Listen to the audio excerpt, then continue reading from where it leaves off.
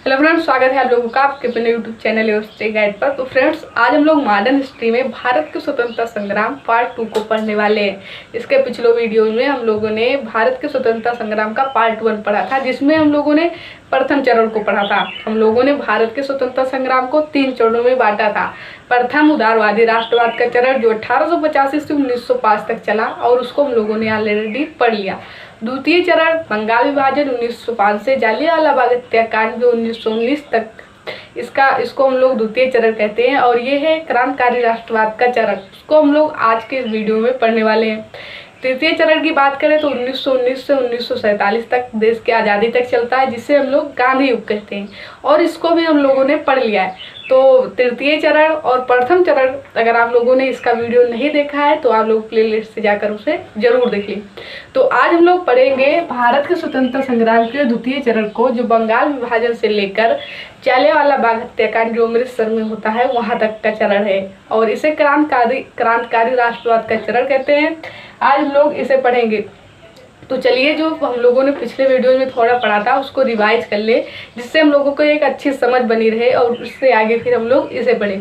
तो हम लोगों ने प्रथम चरण पढ़ा था 1885, जो कांग्रेस की स्थापना होती है 1885 में, वहां से लेकर 1905 बंगाल विभाजन तक का ये काल होता है, और इसे उदारवादी राष्ट्रवाद का चरण कहते थे, जिसके कुछ प्रमुख नेता थे दादा भाई नौरोजी, बिमल बनर्जी जी, सुरेंद्र नाथ बनर्जी जी, फिरोज शाह मेहता, और उसके बाद गोपाल कृष्ण गोखले।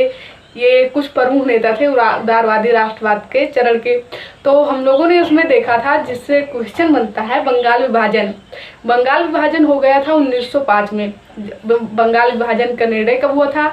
तो 20 जुलाई 1905 को। और बंगाल का विभाजन कब हुआ? तो 16 अक्टूबर 1905। उस समय वायसराय कौन थे? तो लॉर्ड कर्जन थे। और विभाजन को रद्द कब किया गया था? तो दिल्ली दरबार का आयोजन हुआ था वायसराय लॉर्ड हार्डिंग द्वितीय के समय, और 12 दिसंबर 1911 को निर्णय किया गया कि बंगाल विभाजन रद्द किया जाता है। उसके बाद मुस्लिम लीग का गठन हुआ था, तो हम लोगों ने पढ़ा था। और जो कांग्रेस था उसका विभाजन हो गया था 1907 में। तो उसके आगे आज हम लोग इसको अब पढ़ने वाले हैं, भारत के स्वतंत्रता संग्राम पार्ट 2 को।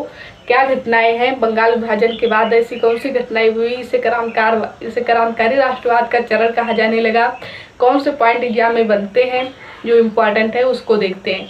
तो द्वितीय यानी कि सेकंड स्टेप द्वितीय चरण होता है 1905 बंगाल विभाजन से लेकर 1919 जालियांवाला बाग हत्याकांड तक। इसे क्रांतिकारी राष्ट्रवाद का चरण कहते हैं। और क्रांतिकारी राष्ट्रवाद, क्रांतिकारी विचारधारा के कुछ जो प्रमुख नेता थे उनका हम लोग पहले नाम जानते हैं। उसमें है बाल गंगाधर तिलक जी, लाला लाजपत राय, विपिन चंद्र पाल एवं अरविंद घोष। आप लोगों ने कई बार सुना होगा लाल बाल पाल, तो ये आप लोगों ने ये लाइन जरूर पढ़ी होगी, लाल बाल पाल। ये कौन थे? तो ये राष्ट्रवादी क्रांतिकारी राष्ट्रवाद के क्रांतिकारी विचारधारा के कुछ प्रमुख नेता थे। लाल बाल पाल, लाल से लाला लाजपत राय, बाल से बाल गंगाधर तिलक एवं पाल से विपिन चंद्र पाल एवं अरविंद घोष। ये प्रमुख नेता थे क्रांतिकारी विचारधारा की, यानी कि जो कहते हैं ना गरम दल नरम दल, उसमें जो उदारवादी और क्रांतिकारी, तो ये क्रांतिकारी राष्ट्रवाद, ये क्रांतिकारी विचारधारा के प्रमुख नेता थे बाल गंगाधर तिलक, लाला लाजपत राय, विपिन चंद्र पाल एवं अरविंद घोष। अब इनका उद्देश्य क्या था? इनका मुख्य उद्देश्य था स्वराज की प्राप्ति। इनका मुख्य उद्देश्य था कि अपना शासन, अपने देश का शासन हो, ये इसकी स्थापना करना चाहते थे। और आप लोगों ने तो बाल गंगाधर तिलक जी के बारे में सुना होगा कि उन्होंने 1916 जो कांग्रेस का अधिवेशन लखनऊ में हुआ था, जिसके अध्यक्ष थे अंबिका चरण मजूमदार, उस अधिवेशन में बाल गंगाधर तिलक जी ने कहा था स्वराज मेरा जन्मसिद्ध अधिकार है और मैं इसे लेकर रहूंगा। तो ये आप लोगों ने बाल गंगाधर तिलक जी के बारे में सुना होगा। तो क्रांतिकारी विचारधारा के जो प्रमुख नेता थे उनका उद्देश्य था स्वराज की प्राप्ति करना। और इसीलिए जो बाल गंगाधर तिलक जी थे उन्होंने 1893 में गणपति उत्सव, मुंबई के पुणे में उन्होंने गणपति उत्सव, और 1895 में उन्होंने शिवाजी उत्सव मनाना शुरू किया। 1893 में उन्होंने गणपति उत्सव और 1895 उन्होंने शिवाजी उत्सव मनाना स्टार्ट किया। और इसका मुख्य उद्देश्य था कि वो लोगों को एकत्रित करें, उनमें राष्ट्रवाद की भावना को जागृत करें, जिससे लोग ज़्यादा से ज़्यादा देश को आज़ाद कराने के लिए, देश को स्वतंत्र कराने के लिए भाग लें। तो ध्यान रखना है 1893 में उन्होंने महाराष्ट्र के पुणे में गणपति उत्सव एवं 1895 में उन्होंने शिवाजी उत्सव मनाना शुरू किया। और उसी बीच इससे पहले आप लोग तिलक जी के बारे में और कुछ चीज़ें जान सकते हैं। एक ब्रिटिश पत्रकार थे वैलेंटाइन चिरोल, ब्रिटिश पत्रकार वैलेंटाइन चिरोल थे। उन्होंने तिलक जी को भारतीय अशांति का जनक कहा। तो क्वेश्चन पूछा जाता है भारतीय अशांति का जनक तिलक जी को किसने कहा था? तो वैलेंटाइन चिरोल जो ब्रिटिश पत्रकार थे उन्होंने। इसके साथ ही साथ तिलक जी की 2 पत्रिकाएं थी जो बहुत फेमस रही, जैसे मराठा और केसरी, ये 2 उनकी प्रमुख पत्रिकाएं थी। उन्होंने एक पुस्तक लिखी थी गीता रहस्य, इससे भी क्वेश्चन आता है। तो ये सब चीज़ें आप लोग बाल गंगाधर तिलक जी के बारे में जान सकते हैं। इन्होंने स्टेटमेंट दिया स्वराज मेरा जन्मसिद्ध अधिकार है। साथ ही साथ इनकी 2 पत्रिकाएं हैं मराठा और केसरी, इनकी एक पुस्तक है गीता रहस्य। इन्हें भारतीय शांति का जनक किसने कहा? तो वैलेंटाइन चिरोल ने। तो ये सब बातें हैं बाल गंगाधर तिलक जी के बारे में जो आप लोगों को पता होनी चाहिए। अब इसी बीच 1897 इससे क्वेश्चन आता है। 1897 में 2 चापेकर बंधु थे जिनका नाम था दामोदर चापेकर एवं बाल कृष्ण चापेकर। इन्होंने प्लेग कमिश्नर मिस्टर टैंड एवं एरस्ट की हत्या कर दी। देखिए ये पहली क्रांतिकारी रूप से की गई हत्या थी ब्रिटिशों की। 1897 में 2 चापेकर बंधु थे दामोदर चापेकर एवं बालकृष्ण चापेकर। इन्होंने प्लेग पे जो कमिश्नर थे उसके 2 अधिकारी जिनका नाम था हम लोगों ने देखा, जिनका नाम था मिस्टर टैंड एवं एरस्ट, उनकी हत्या कर दी। और यहाँ से क्रांतिकारी तत्वों को और बढ़ावा मिलने लगा। लोगों ने इसको बहुत फैलाया इस हत्या को। और सबसे ज़्यादा मुख्य रूप से तो बाल गंगाधर तिलक जी ने अपनी पत्रिका जो उनकी केसरी थी उसमें इस घटना का विवरण किया। और उन्होंने कहा कि जिस प्रकार से शिवाजी ने अफजल खां की हत्या की थी उसी तरह से आज इन चापेकर बंधुओं ने इन ब्रिटिश अधिकारियों की हत्या की है। और परिणाम ये निकला कि चापेकर बंधुओं को सजा दे दी गई तथा जो बाल गंगाधर तिलक जी थे इनको जेल में जाना पड़ा।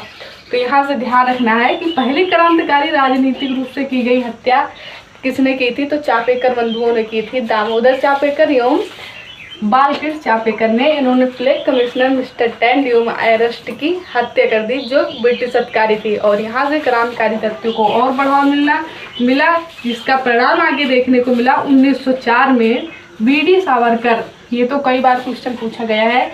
1904 में बीडी सावरकर ने गुप्त सभा के रूप में अभिनव भारत की स्थापना की। ये क्वेश्चन कई बार आया है कि अभिनव भारत की स्थापना किसने की थी? तो बीडी सावरकर ने की थी, 1904 में की थी। ये क्या करते थे? तो जो क्रांतिकारी राष्ट्रवाद, जो क्रांतिकारी विचारधारा के लोग थे उनको बढ़ावा देते थे।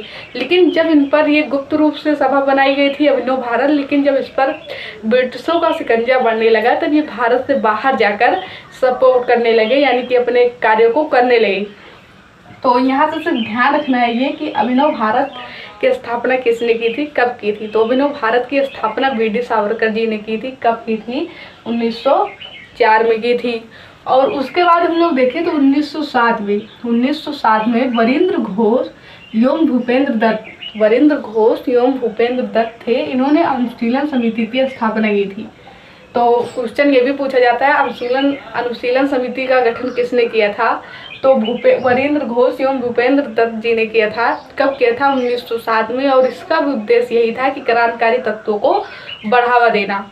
तो ये भी ध्यान रखना है। और इस समिति का, अनुशीलन समिति का एक नारा दिया गया था, खून के बदले खून। पूछा जाता है खून के बदले खून का नारा किस समिति का था? तो अनुशीलन समिति का था, जिसका गठन 1907 में वरिंद्र घोष एवं भूपेंद्र दत्त ने किया था। हालांकि आप लोगों ने सुभाष चंद्र बोस जी के बारे में सुना होगा कि तुम मुझे खून दो मैं तुम्हें आज़ादी दूंगा, लेकिन खून के बदले खून किस समिति का नारा था?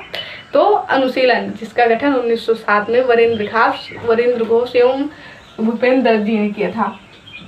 और उसी के बाद 1909 में एक घटना हुई थी जिसे ध्यान रखना है।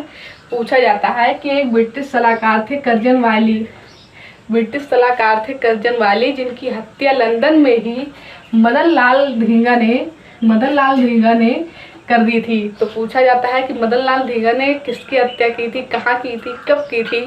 तो मदन लाल धींगा ने कर्जन वाली की हत्या कर दी थी 1909 में। कहाँ पर की थी, तो लंदन में की थी। और उसके बाद यहाँ से मोस्ट ये भी आई है, यहाँ से बहुत क्वेश्चन आता है। मैडम भीकाजी कामा, इनका नाम आप लोगों ने सुना होगा। इन्हें मदर ऑफ इंडियन रिवॉल्यूशन यानी कि भारतीय क्रांति की माँ कहा जाता है। इन्हें भारतीय क्रांति की माँ कहा जाता है। इससे ये पारसी महाराष्ट्रियन महिला थी, ये पारसी समुदाय से थी और महाराष्ट्र की महिला थी। लेकिन ये बाद में ये क्या करती थी, तो जो ब्रिटिश शोषण करते थे उसके विरुद्ध ये आवाज़ उठाती थी। लेकिन बाद में ये यूरोप चली गई और 1907 में इन्होंने स्टुअर्ट गार्ड, जो कि जर्मनी में है, स्टुअर्ट गार्ड में इन्होंने सोशलिज्म पर भाषण देते हुए तिरंगा फहराया था। तो क्वेश्चन पूछा जाता है कि यही पॉइंट यहाँ से यही है, पूछा जाता है कि मैडम भीकाजी कामा ने तिरंगा कहाँ फहराया था।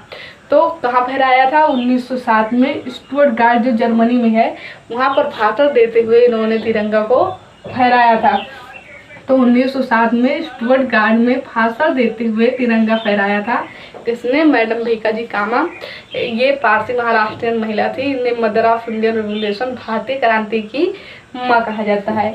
तो इसके आगे हम लोग अभी इसमें यानी कि द्वितीय चरण में बहुत सारे पॉइंट बचे हैं जो हम लोग नेक्स्ट वीडियो में पढ़ेंगे। तो आई होप इतना आप लोगों को समझ में आया होगा। और पिछले वीडियोज़ को अगर आप लोगों ने देखा है तो उसे प्लेलिस्ट से ज़रूर देख लें। वीडियो को लाइक ज़रूर कीजिएगा। Thank you for watching this video.